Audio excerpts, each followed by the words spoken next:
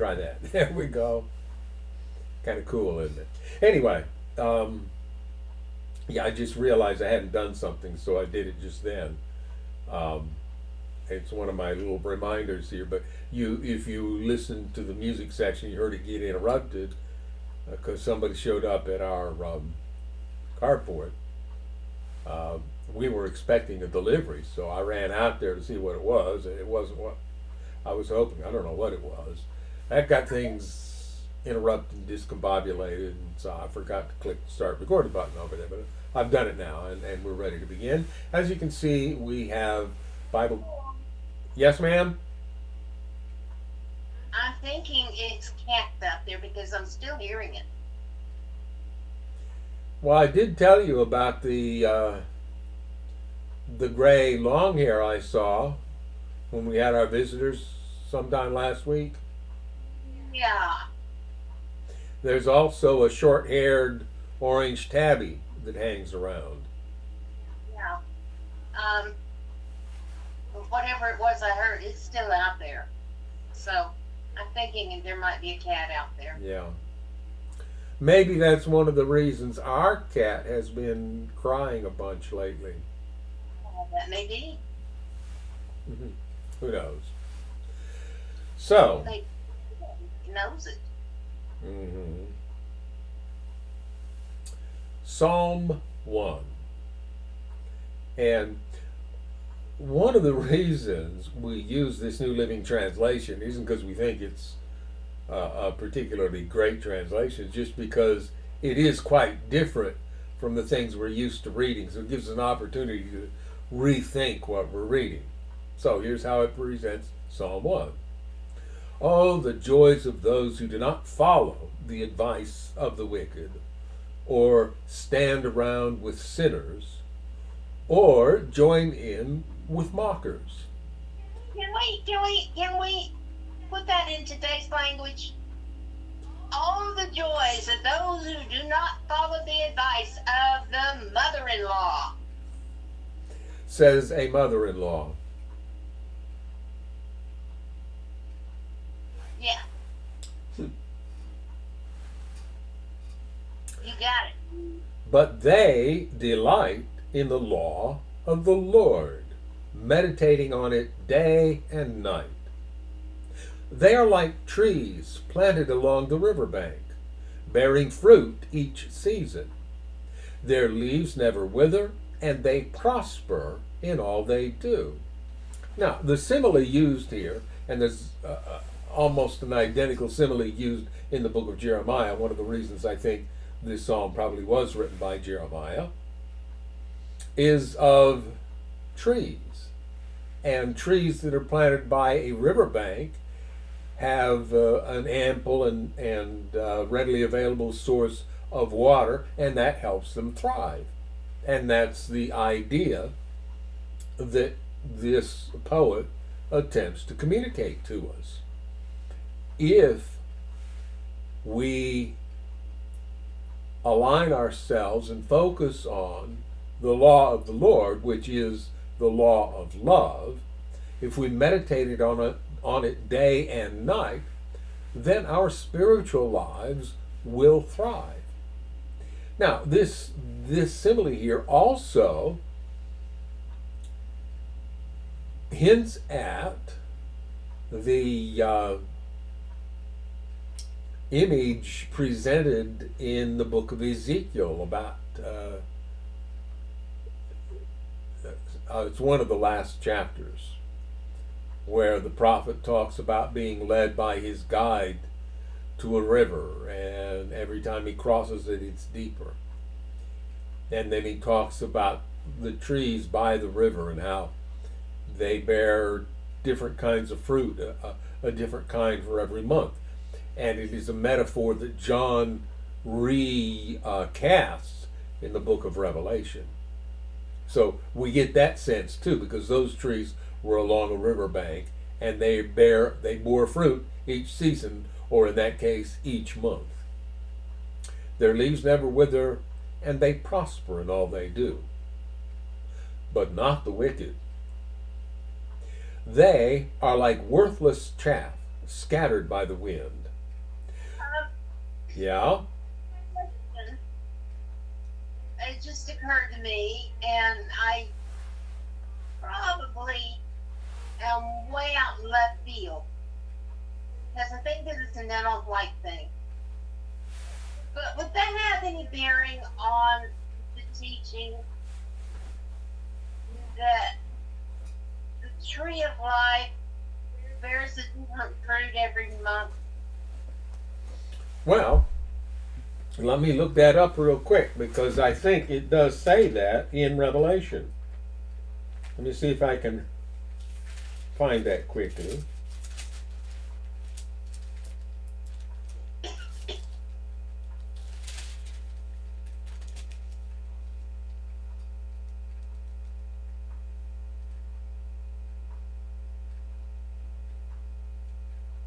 Okay, I'm looking at verse in chapter 21 right now. It describes the New Jerusalem. Yeah, I don't see it there. So I think it's here in chapter 22. Then the angel showed me the river of the water of life, as clear as crystal, flowing from the throne of God and of the Lamb down the middle of the great street of the city. On each side of the river stood the tree of life, bearing 12 crops of fruit, yielding its fruit every month. And the leaves of the tree are for the healing of the nations. Is that what you had in mind? Yes. Now, does that have any bearing with what you were talking about? Well, I was saying that this passage that I just read in Revelation recasts the metaphor used in the last chapters of Ezekiel of the river that came out of the sanctuary and that watered the trees, and those trees then produced. In fact, let's just go to Ezekiel really quick and read that. It shouldn't be that hard to find.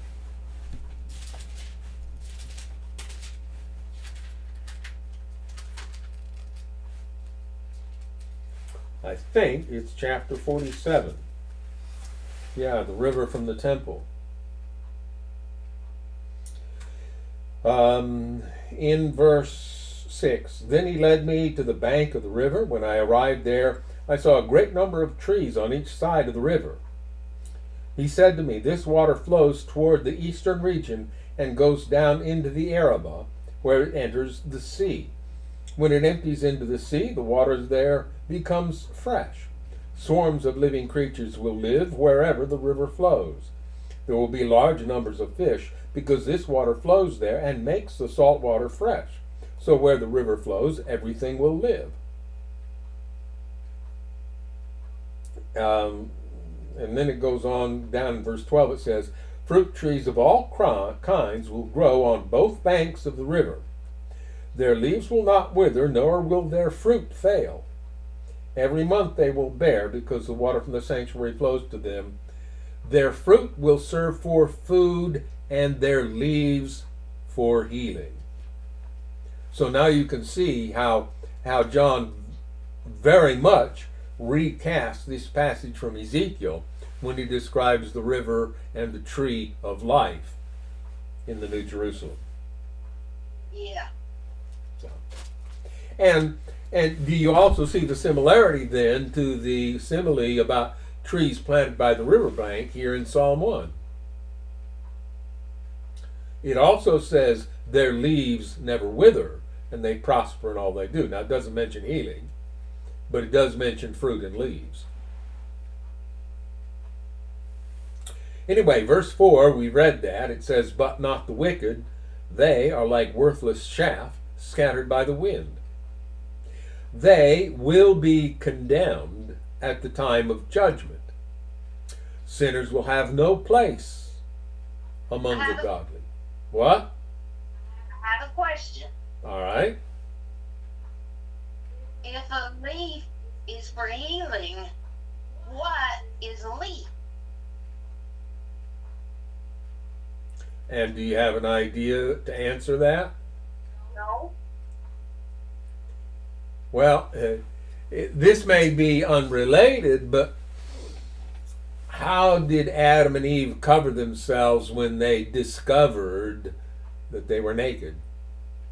The leaves. Yeah. Hmm. So, And it's a tradition to this day to censor nudity by using a little leaf to cover private parts. yeah, but I don't see where you're going with that. Well, I just brought it up because you asked about leaves, and that was the thing that came to mind. Okay, what is it? Okay, here's the thought. What is it that heals? The leaves heal. No, is not the truth what heals us? Okay.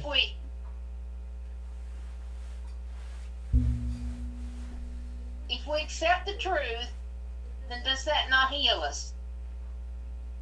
Well, seeing as our condition got started when we believed lies, yeah, I'd say that's very definitely the case. That our healing begins when we let ourselves believe the truth. So leaves could be representative of truth. They could. And how much truth have we lost? Well, Because of that tree. I kind of look at our situation now here at what we sometimes think of as the end of Earth's history, and we think, hey, we figured a lot of things out that they hadn't figured out in Bible times. May I finish what I was saying? Well, I thought you were done. Sorry. Listen, I said, think of a big river and put a tree with a trunk on each side. Think how massive that tree would be. Okay. Every month, it has a new set of leaves. There's never going to be an end to the truths that are unfolding to us. Well, yeah, exactly. And what I was trying to say, when you informed me that you hadn't finished yet, was that we sit here in our situation and compare our knowledge to the knowledge displayed by the Bible writers and say, hey, we've got things figured out. We're probably in almost as much darkness as they were. And we've got a lot to learn and figure out for ourselves. Well, I will have you know that somebody once told me that I am not as smart or as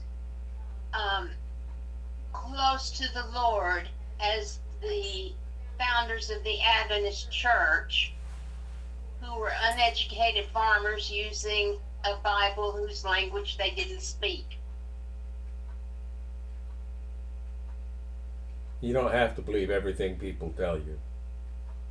So I figured that out. In fact, it can be toxic to believe everything some people tell you.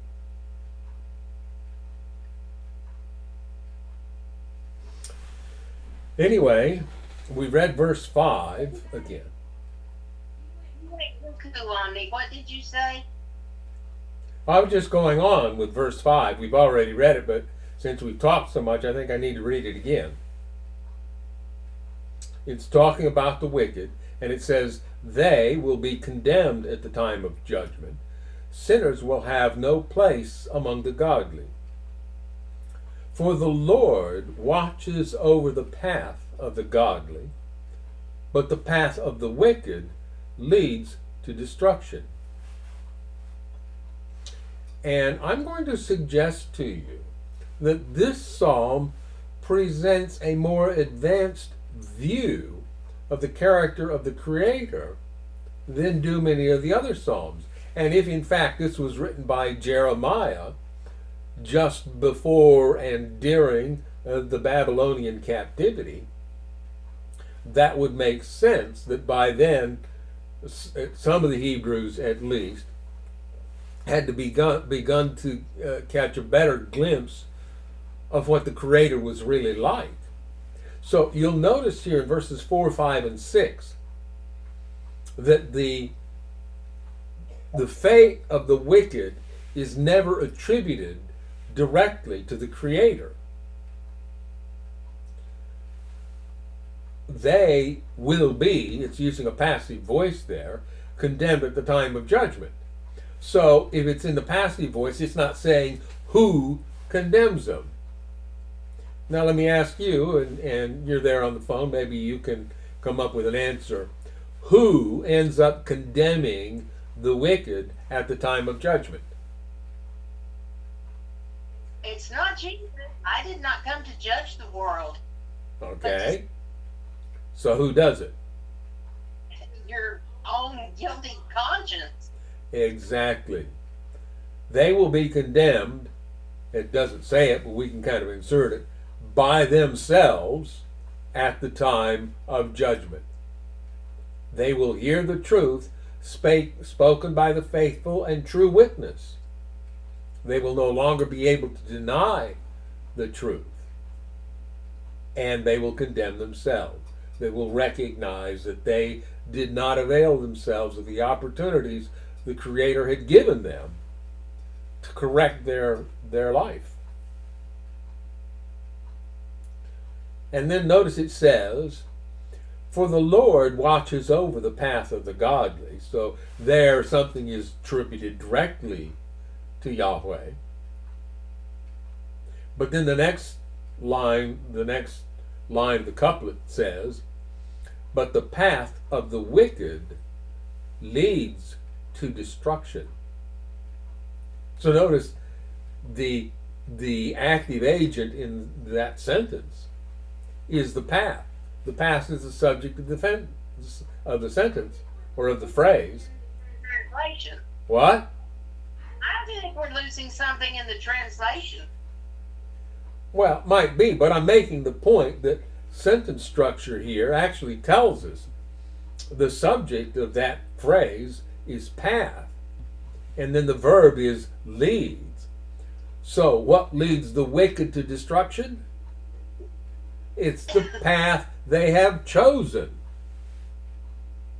So it isn't God doing it to them. It is just the natural result of the choices they make. Well, it comes out sounding like God watches over the righteous, but he doesn't care about the wicked, and I don't agree with that. Well, it might sound that way, but it doesn't explicitly say it. I think he watches over the wicked too, but they won't allow him to help or guide. Yeah. And that's why I'm not saying that this is necessarily the best understanding of the Creator in this psalm. I'm just suggesting that it is better than a lot of the other things that we're going to run across as we read through these psalms, because it does not explicitly suggest that the Creator or Yahweh is out to destroy the wicked. It just notes that their path, the choices they make, leads them to destruction.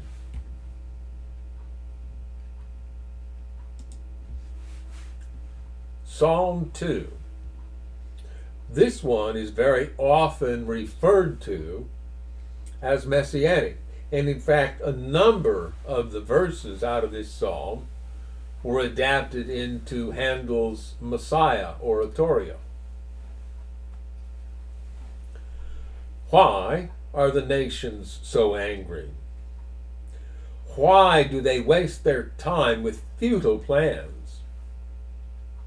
The kings of the earth prepare for battle. The rulers plot together against the Lord and against his anointed one. Now, of course, when this was written, the anointed one would have been the king of Israel. But let us break their chains, they cry, and free ourselves from slavery to God. And that's interesting verbiage. Because we should understand that the real slavery that is a problem for the human race isn't the Creator, it is sin. Sin traps us. Sin forces our choice. Sin makes us do things we don't want to do. You read that in Romans chapter 7, where Paul explicitly states that sin in me doing this stuff. He's not trying to absolve himself of responsibility. He's pointing out the futility of a direct battle against sin. You can't win. You have to have help from Yahweh to get free from the bonds and slavery of sin. But what do these people say? They've got it backwards.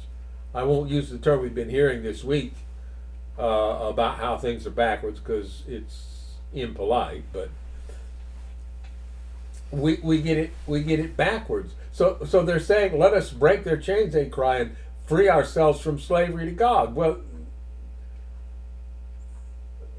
allying yourself with the Creator is not slavery. It's ultimately, particularly for we humans, the only way for us to actually obtain our freedom. But the one who rules in heaven laughs. The Lord scoffs at them. Then in anger he rebukes them, terrifying them with his fierce fury. Now this is a less advanced view of the Creator, obviously. For the Lord declares, I have placed my chosen king on the throne in Jerusalem on my holy mountain. Footnote A, Hebrew is on Zion. Yeah. And Zion was often used poetically to reference Jerusalem, which was the capital of Israel from the time of David forward.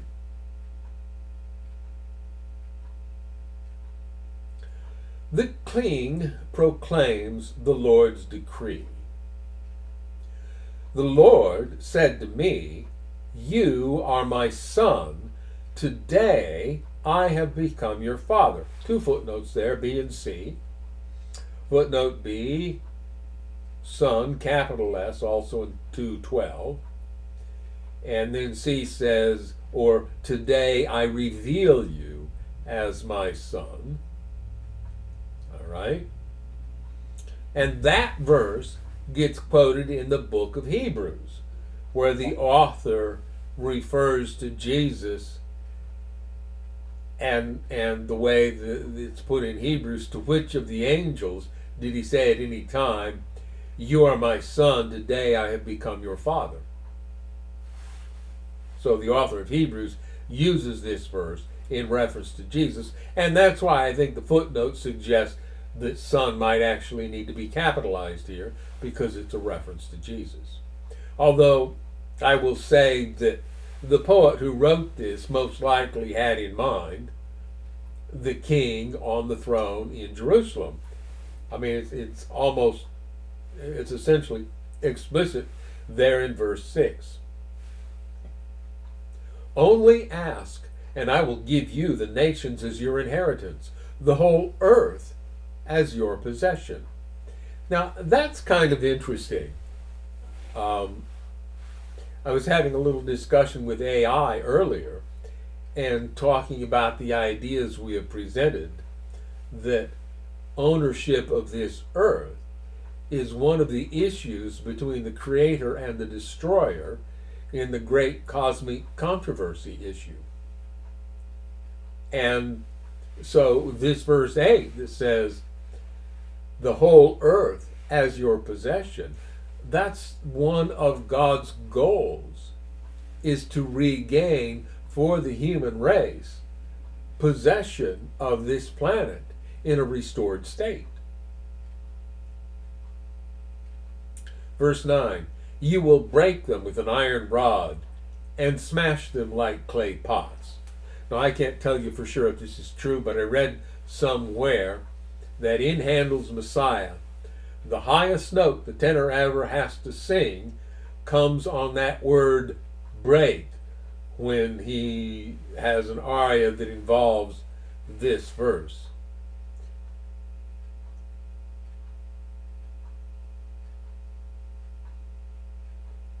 And I think the Messiah was based on the language of the authorized version, or what we today sometimes call the King James Version. And so the language is dashed him in pieces like a potter's vessel. And of course, being an oratorio and being written in Baroque style, there's a lot of flowery vocalization done around those words in that aria. And again, we see there an expression, an earlier, less clear view of the Creator's character when it suggests that the Creator will break them with an iron rod and smash them like clay pots. Now then, you kings, act wisely. Be warned, you rulers of the earth. Serve the Lord with reverent fear and rejoice with trembling. Submit to God's royal Son, or he will become angry and you will be destroyed in the midst of all your activities. For his anger flares up in an instant. But what joy for all who take refuge in him.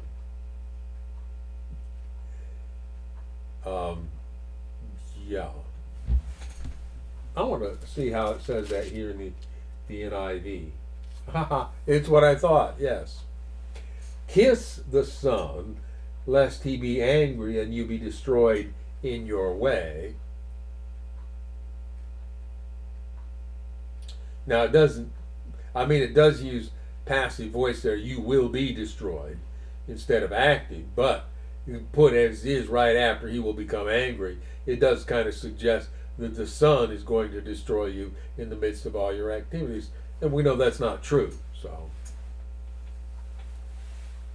does God's anger flare up in an instant? Well, if we properly understand his anger, yes, it does. He becomes angry when he sees us destroying ourselves.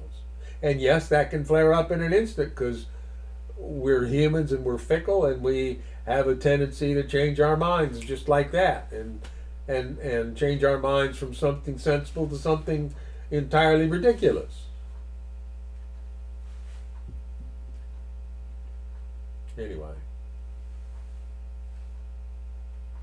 so you can see, particularly there at verse 7, how this is considered a psalm that forecasts the ministry of Jesus. Psalm 3, a psalm of David regarding the time David fled from his son Absalom. It's been, probably at least a year now since we read through that part of 2 Samuel. Oh Lord, I have so many enemies. I don't know what is going on. I don't know if it's the internet messing up or the phone messing up. But you're lucky I didn't burst into giggles over what I just heard come over my phone. What'd you hear? It sounded like modern age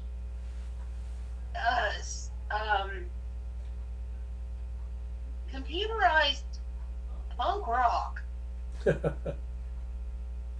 right. That's not a thing you said. And you know what? That's not the first time that's happened. That's been happening the past few weeks. Yeah. It might have to do with our Wi-Fi. Both of our phones are actually connecting to Wi-Fi and passing our conversation back and forth over our local Wi-Fi, which we're also using to stream this study. So, and if you're wondering why I'm not in there with him and instead using the phone when he's just in the other room, I'm ill and it's become so bad that I'm bedbound. yeah. So the only way we can think of for me to participate is by phone. Yeah.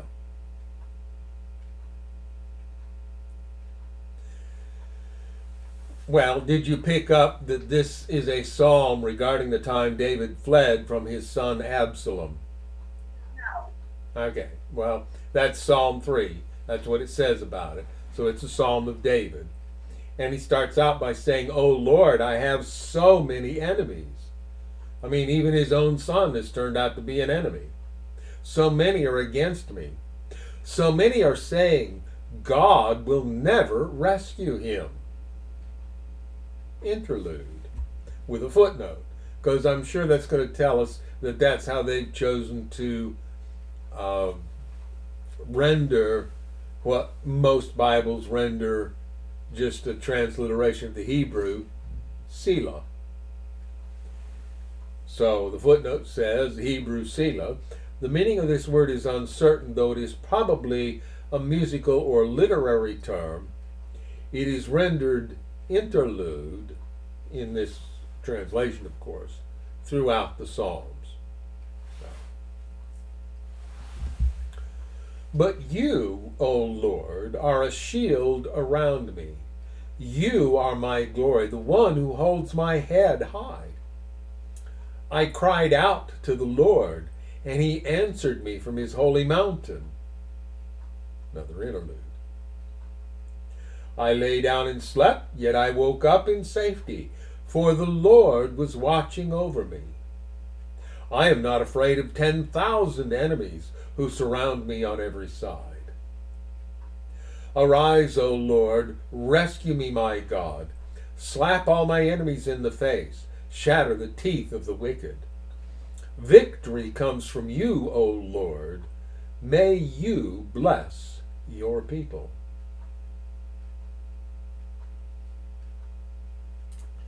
And I had kind of intended to get into this discussion before I started the Psalms, and I just now remembered that was one of the things I wanted to talk about, so I'm going to do it here. We're going to read a lot of things in the Psalms that we are going to say that doesn't accurately represent the Creator. Yahweh isn't really like what they're saying. So why is this in the Bible? Why are these poems, these hymns, if you wish, put here? Well, even our modern hymns, as we pointed out a time or two lately, contain some misunderstandings about God's character. So maybe that shouldn't be so surprising that the old Hebrew hymn book would also include some of those things. Onward, Christian soldier, marching on to war. Yeah. But here's how I think we might want to approach this. These poems, these hymns, are people looking at their lives and taking their concerns to God. And in a sense, then, we see them bring their problems to God and say, "Hey God, I'm overwhelmed. Can you help me out here?" And yes, there may be some misunderstandings in the language, but as we've noted before, and are going to note to a certain extent in our sermon presentation tomorrow, God lets us essentially falsely accuse him because he's big enough to take it. And if it is going to lead us closer to him, then he accepts that as our tribute or our worship, based on the song I concluded with in the piano section there.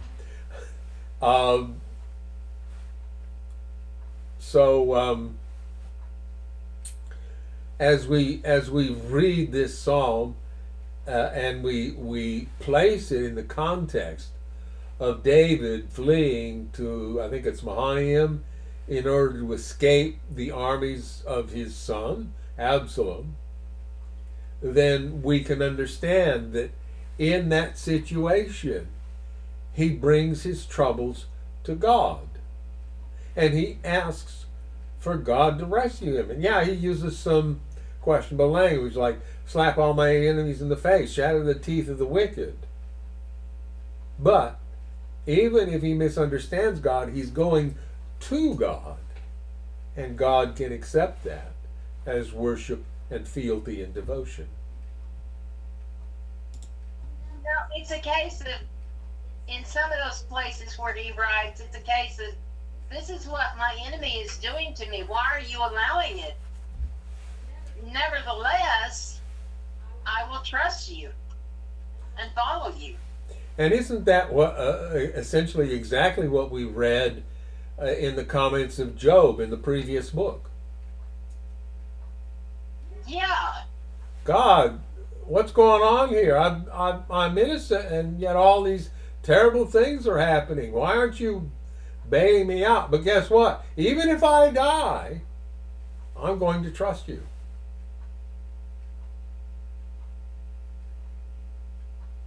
And we need to have that mindset. Psalm 4. For the choir director, a psalm of David to be accompanied by stringed instruments. So here it explicitly references music as a part of the poems in this book. Answer me when I call to you, O God who declares me innocent. Free me from my troubles. Have mercy on me and hear my prayer. How long will you people ruin my reputation? How long will you make groundless accusations? How long will you continue your lies? Interlude. You can be sure of this. The Lord set apart the godly for himself. The Lord will answer when I call to him. And we might inject there, I may not like the answer, but he will answer. Don't sin by letting anger control you. Think about it overnight and remain silent. Is that the one that I'm familiar with? I don't know. Well, not exactly. And it may be that Paul rewords it when he quotes it. The NIV reads, in your anger do not sin. When you are on your beds, search your hearts and be silent.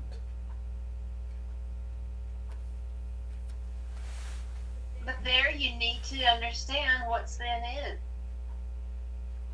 In your anger, don't separate from God. Well, exactly. And don't, well, they put it here, don't let anger control you. And the point it's making is that anger itself isn't the sin. It's perhaps the source of the anger, but also how we manage it that is the problem.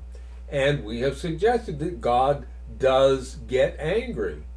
He sees us make bad choices, set ourselves up for trouble, and because he loves us, that upsets him. It angers him. He's not angry at us. He's angry at the stupidity and sin and so forth that makes our lives miserable. He's angry at what sin is doing to his people. Exactly.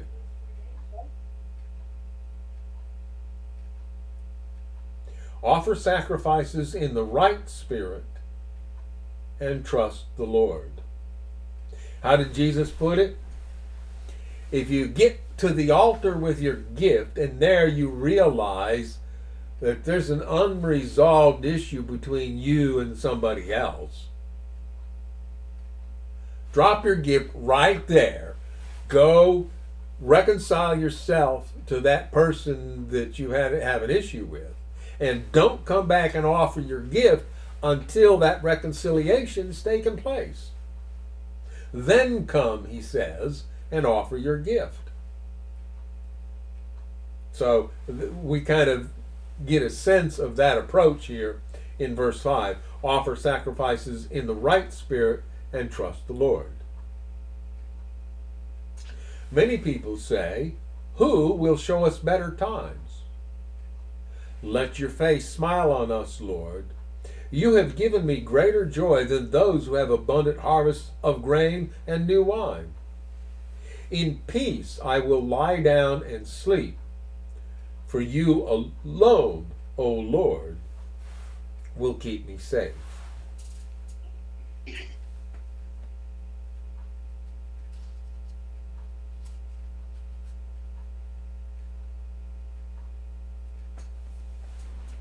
All right. Next Psalm, Psalm 5. And by the way, this is kind of interesting. People like to do things like Bible reading plans and so forth. And some people have pointed out that there are, I think, 31 chapters in Proverbs. Is that right? Let me look.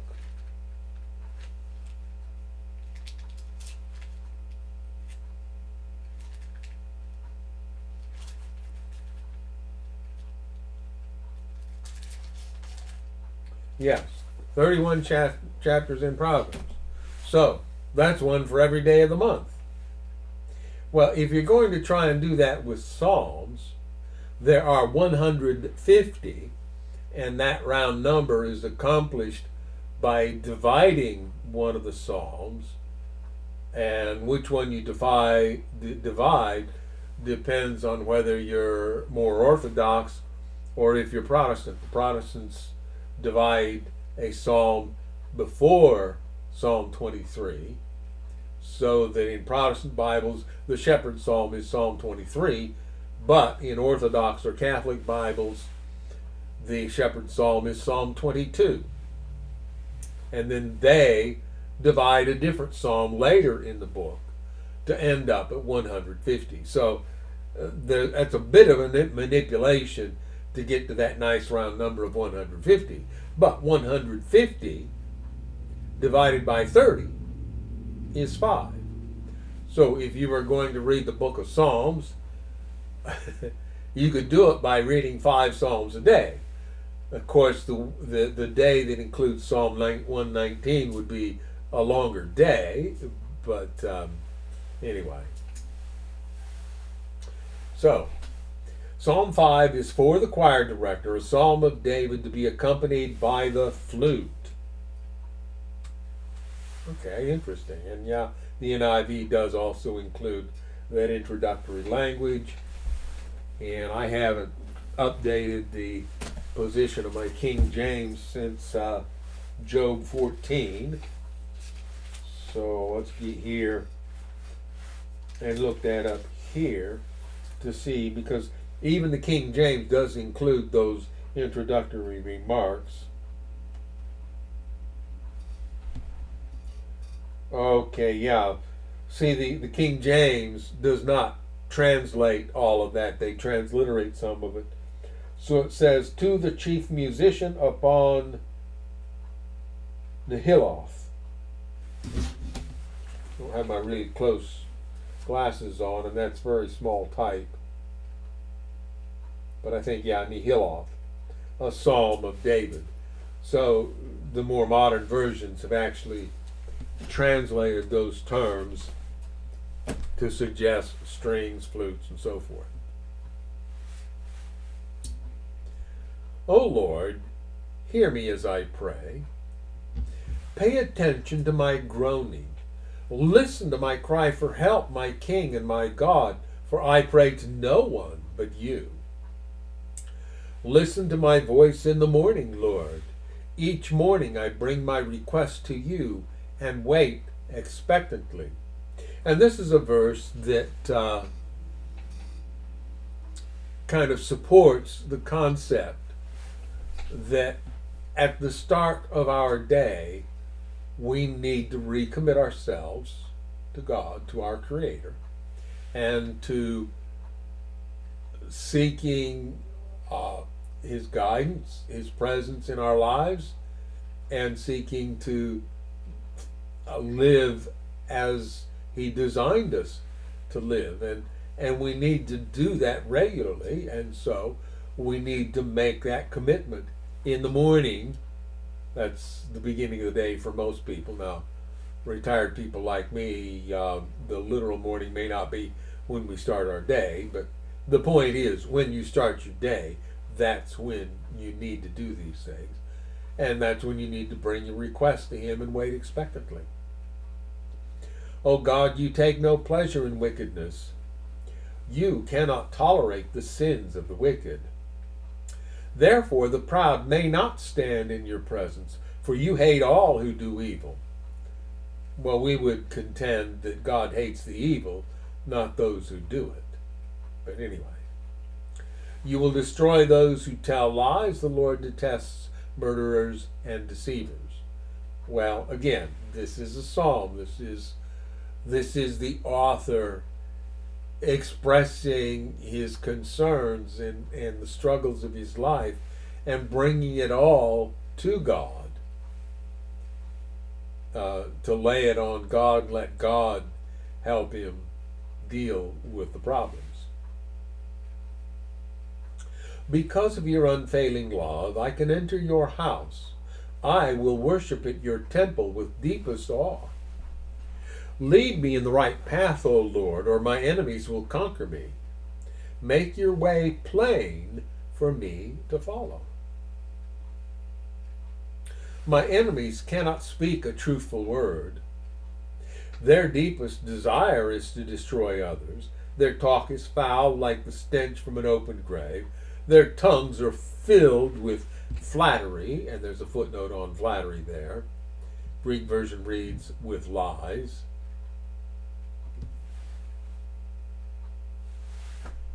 But if you're giving somebody compliments and it's true, is that flattery?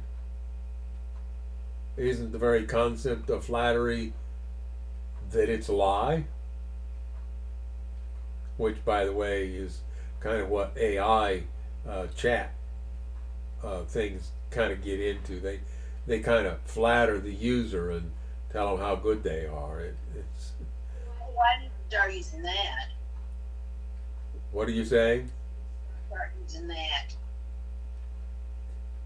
Yeah, the phone keeps cutting out when you begin. Can you say something and then say what you want to say so I can hear it? I was being snarky. You're allowed. Okay. I was just saying that a lot of us need to talk to AI and get our morale boosted. Okay, if you think so. Or are you being snarky with that? We have been beaten down by those around us.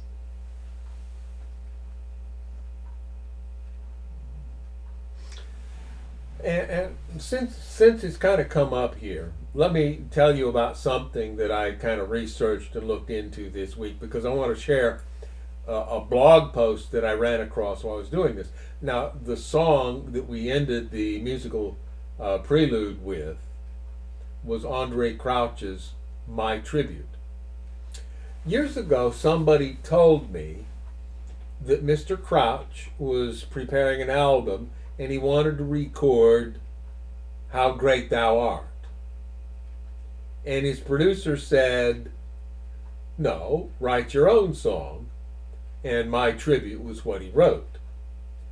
So I got on Google search and AI to find out if that's true. Well, apparently it's not. Somebody lied to me. And I don't know, not because they knew they were lying, just because that's what they'd heard and they passed it on to me. Actually, the song was written after somebody at a youth facility where Mr. Crouch was working contacted him and said, "This is going to be a great song for you. You need to read John chapter 17." And I think he even gave a specific verse in John 17. And it's the verse where Jesus said, "I have glorified your name and I will glorify it again." Something like that. And Mr. Crouch went to bed that night. He woke up in the morning singing his head, "To God be the glory." And he went to his piano, and in 10 minutes he wrote that music and the words, "My Tribute." And then he did record it, and it became a very popular song, at least in the Christian community. But the blog post I wanted to talk about was a lady who was comparing Andre Crouch's song to Paul Anka's song that became very popular with the singer that Paul Anka had in mind when he wrote it. And that's Frank Sinatra. One of Frank Sinatra's signature songs was "My Way." It was a song written by Paul Anka.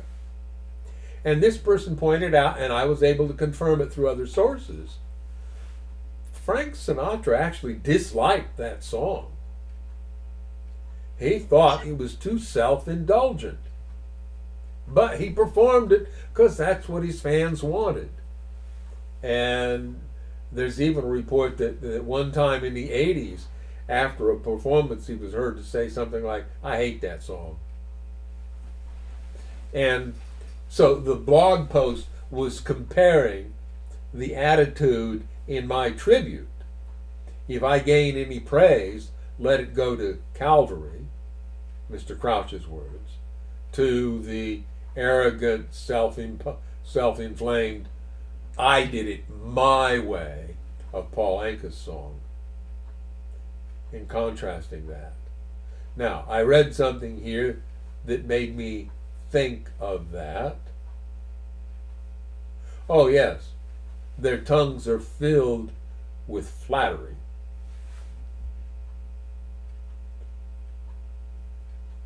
Now, I want to make this comment about verse 9 when it says, "My enemies cannot speak a truthful word."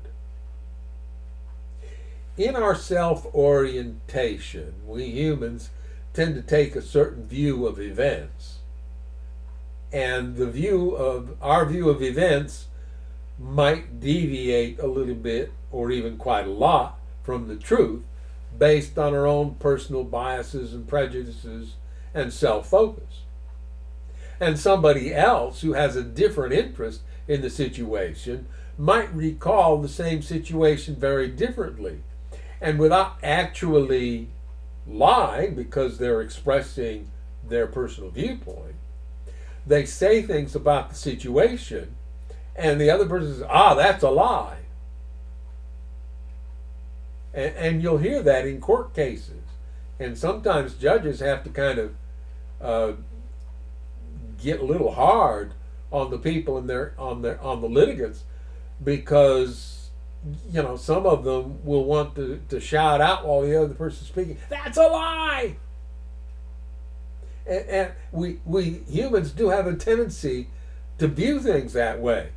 If what you say doesn't agree with the way I remember it, you're lying.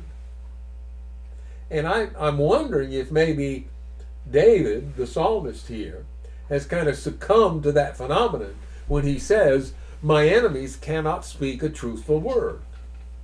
They see the situation differently than he does, and in his human self-focus, because we're all stuck with that, he considers them to be lying.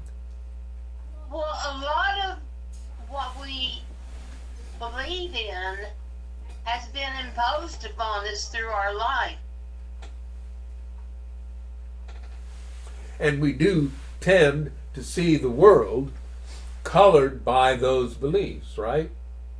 Right. Beliefs that were imposed upon us. Verse 10, "O God, declare them guilty. Let them be caught in their own traps. Drive them away because of their many sins, for they have rebelled against you. But let all who take refuge in you rejoice. Let them sing joyful praises forever. Spread your protection over them, for that all who love your name may be filled with joy. For you bless the godly, O Lord. You surround them with your shield of love. Now, I've already mentioned that we plan to have a sermon presentation tomorrow. It's got a really nice picture on the title slide generated for me by AI. I'll mention that when you see it. And that will be tomorrow at 11 Central Standard Time. By the way, that's the plan. I'm not telling you that's exactly what's going to happen, but that's the plan. And in that, we will talk briefly about the concept that good things happen to God's people as a natural result of the beauty of character that results when they learn to live by love. So, can we expound on that just a little bit? Vengeance is mine, saith the Lord. But what is God's vengeance? Isn't that defined in Isaiah chapter 1? Isn't it? It's not what we think of it as.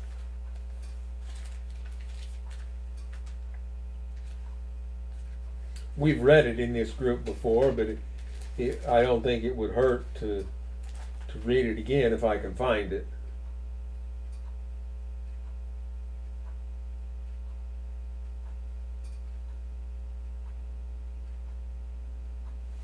Yes, it is in Isaiah chapter 1, starting at verse 24. Therefore the Lord Almighty, the Mighty One of Israel declares, I will get relief from my foes and avenge myself on my enemies. I will turn my hand against you. I will thoroughly purge away your dross and remove all your impurities. I will restore your judges as in days of old, your counselors as at the beginning. Afterward you will be called the city of righteousness, the faithful city. And what is he doing? He's healing. He's healing and restoring the image of God in which he originally created us. What are those leaves for? The leaves on the tree of life? For healing. For healing. So what have you got to do to partake of the tree of life? Allow God to heal you. Yes, that's true. And how does he heal? By leading us to the truth. And what is our job? Simply accept it. Yeah. Let go of the lives that have so boxed in our lives. The lies that have governed us. Yeah. Now, I wanted to make this one other comment about verse 12. It almost sounds like favoritism on God's part. For you bless the godly, O Lord. You surround them with your shield of love. And there is a sense in which when humans consistently reject him, God does let go and let them suffer the consequences of their foolish choices. But I would suggest that it's equally natural that the godly would be blessed, because as they deal with others in love, they, at least from some people, will receive like, and they will be blessed and enriched At least in that way. Maybe not necessarily in terms of worldly goods, money, wealth, those kinds of things, but in satisfaction, in inner peace, in those ways. And that is how God then blesses the godly. He doesn't have to engage in favoritism in order for these things to take place. He simply needs to allow natural consequences to come about. Well, it's kind of like tithing. Uh, we hear it taught from the pulpit that that God demands His 10%, and if you give Him the 10%, He will reward you. And we can't promise it will be with money, but it's going to be with money. She's being snarky again, by the way. Huh? I said she's being snarky again, by the way. I am. But that's what we hear from the pulpits. Yeah. However, they're overlooking that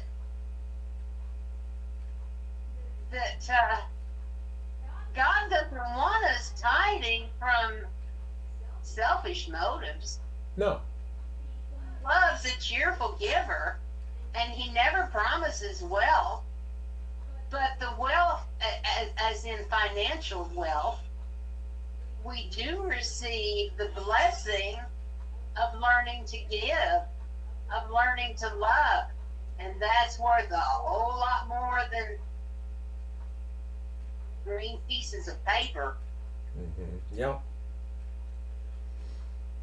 And the imaginary sermon you just described sounds highly transactional, doesn't it? It does. Self-serving. What's the Latin term? Quid pro quo? Or you scratch my back, I'll scratch yours? I was looking for something, and I just happened to find where Ellen White described that at one meeting, some preacher got up and presented that they had to start paying tithe, and she described it as a profitable meeting.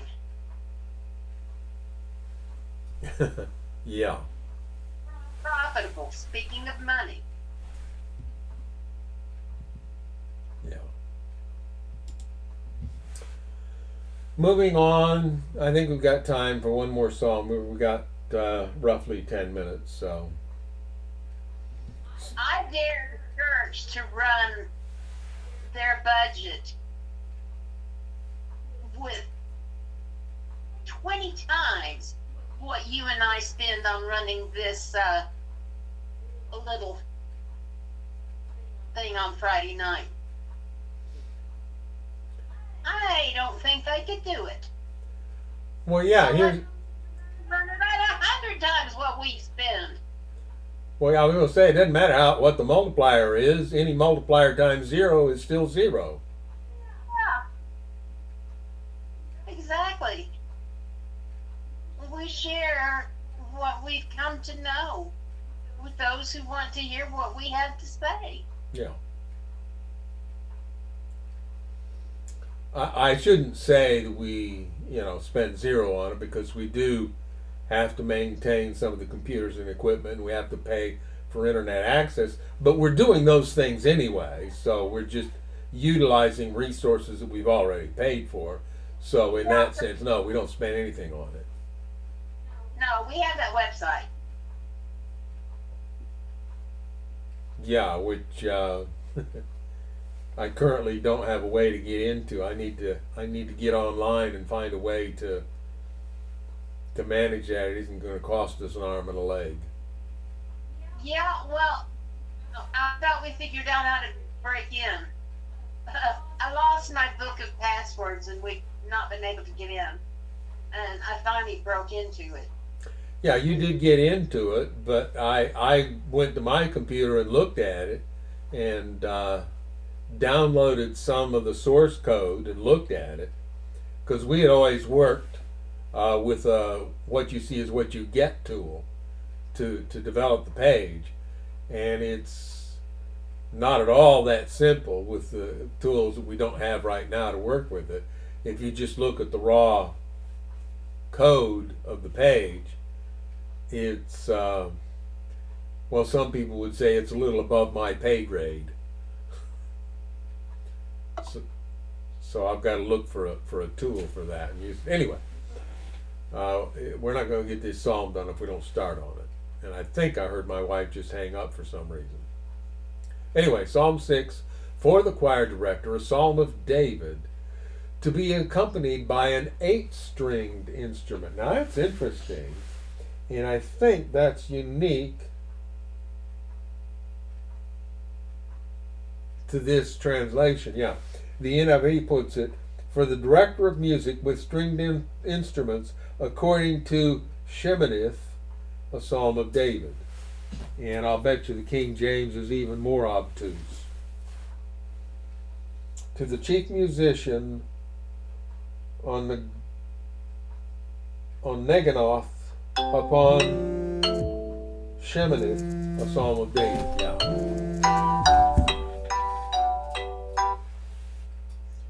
Yeah, did you want to rejoin? What happened? I didn't do that. I just put you on speaker. You said you didn't do that? No, it just did it on its own. Yeah, okay, well. You're back. I'm hearing an alarm somewhere. Very.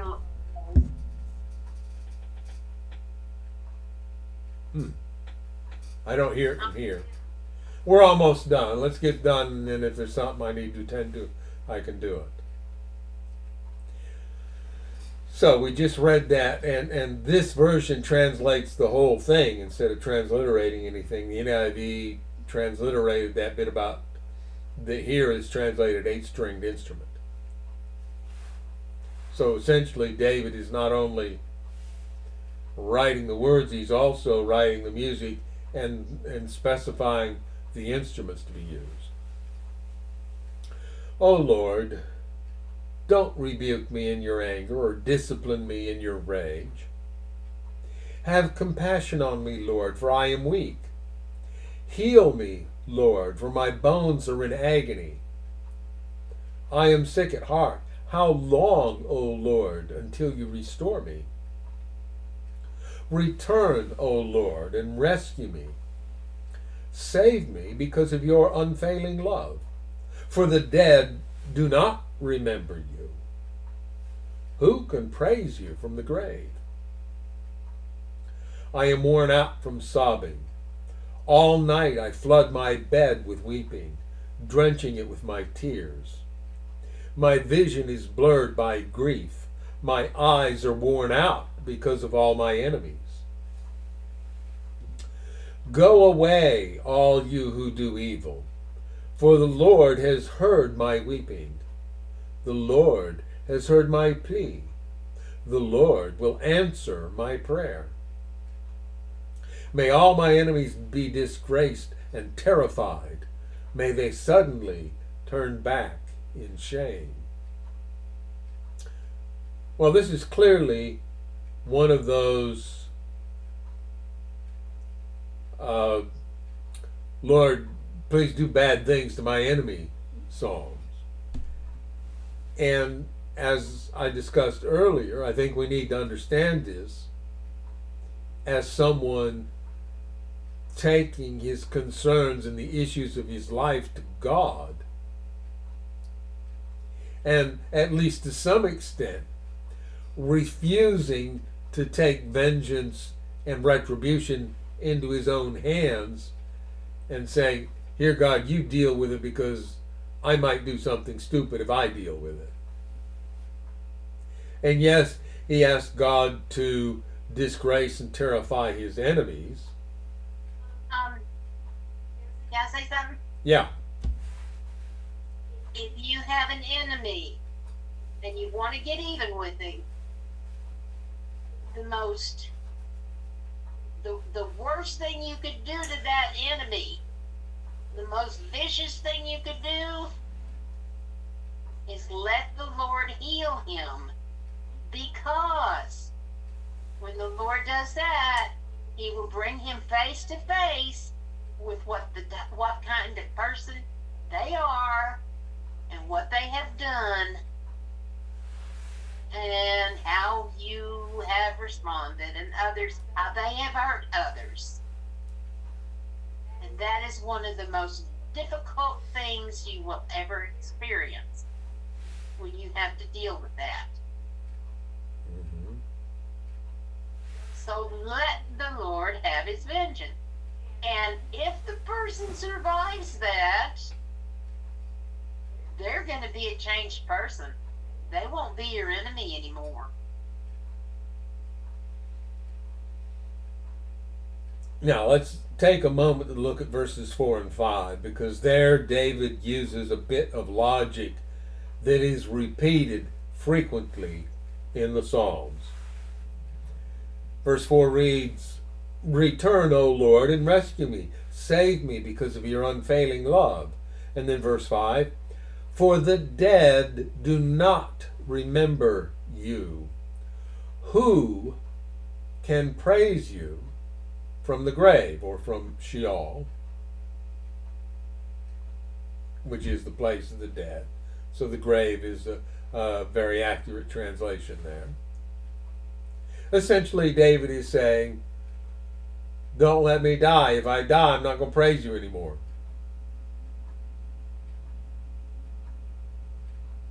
And like I say, that line of logic is repeated a number of times throughout the book of Psalms. And since we've gotten to the end of chapter 6, got over it a little quicker than I thought we would, but it's getting close for us to time for us to close this off. And as I've been hinting, we do have a sermon presentation ready for tomorrow. So if you want to catch it live, 11 o'clock Central Standard Time tomorrow. You're saying something? If you're awake. Oh. Well, if you can't catch it live, Facebook does keep it up for 30 days.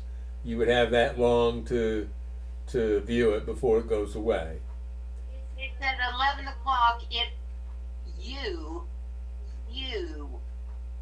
are awake. Yeah. She's giving her version of Lord willing and the creek don't rise. Yeah. Yeah, my sleep has been particularly wonky of late, and I've been sleeping in the day and sitting awake all night. I'm retired, I can do it, you know.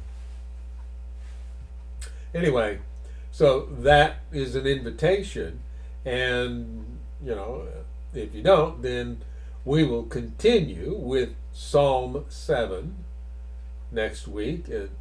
Again, planned, same time.